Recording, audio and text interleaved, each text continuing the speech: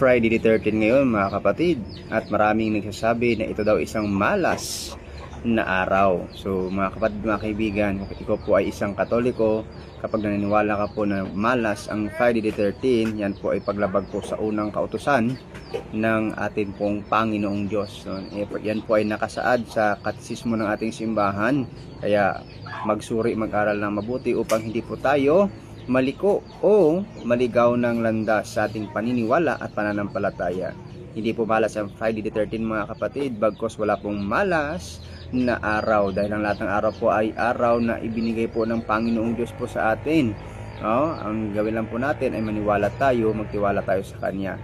Remember what the Lord said in Jeremiah chapter 29 verse 11, sabi niya po na siya lamang ang nakakaalam ng magandang plano para sa atin upang tayo ay paunlarin at hindi po tayo ay ipahamak. So wala pong pagpapahamak na araw na ginawa po ang Diyos para sa ating lahat, kundi upang tayo po ay i-bless at pagpalain sa bawat araw.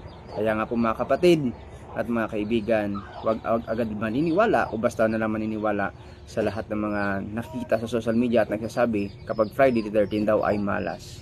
Mas maigi na araling mabuti ang pananampalataya upang lubos natin itong maunawaan. God bless po sa inyo lahat.